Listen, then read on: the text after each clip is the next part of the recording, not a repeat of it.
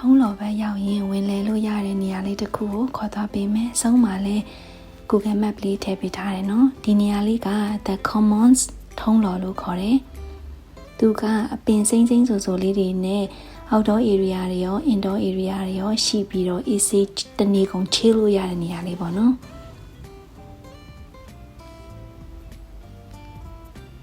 ဒီရဲ့အောက်ထပ်ကိုဆင်းလိုက်တယ်ဆိုရင် restaurant ရှိတယ်ပေါ့နော် restaurant တွေတော်တော်စုံတယ်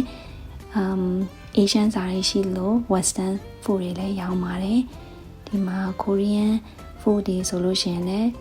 delivery တွေကအစားပေါ့နော်လာယူတယ်အရင်နာမည်ကြီးတယ်လို့ပြောကြတယ် recommend review တွေတွေ့ရတယ်ပေါ့နော်ပြီးတော့ဒီ western ဆိုင်ရလည်းဒီနေ့ကင်းမိုင်းကို live band နဲ့တီးခတ်ပြီးဖျော်ပြနေပါတယ်ဒါကပေါ်တဲ့နေရာလေးပါအဲ့လိုပေါ့ garden area လေးတွေထားပေးအပင်စိမ့်စိမ့်ဆိုလေးတွေနဲ့လုံးဝ vibe လေးကမိုက်နေတာပေါ့နော်ဒီနေရာလေးကရေးထည့်ပြီးတော့donation လုပ်လို့ရတဲ့နေရာလေးပါအားလုံးပေါင်းသူက၄တက်ရှိတယ်ပေါ့နော်၄တက်မှာကိုအဆင်ပြေတဲ့ဆိုင်မှာဝင်စားပြီးတော့ AC လေးထိုင်ပြီးတော့ project လုပ်လို့ရတယ်တခြင်းနာထောင်လို့ရတယ်စာအုပ်ဖတ်လို့ရတယ်ပေါ့နော်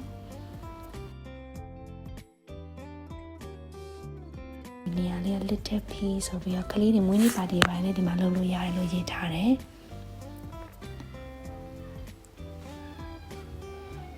လေကိုလေးလည်း free ဆော့လို့ရတယ်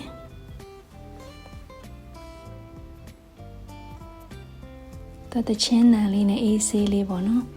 ဒါကတော့သူ့ရဲ့ local ပေါ့နော်အားလေးတွေရောင်းတဲ့အားလေးပါ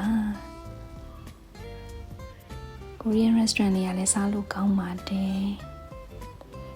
ထုံးလော်ပဲရောက်ရင်ဝင်လဲခဲ့ပါအောင်နော်လိပ်စာလေးရဒီမှာပါ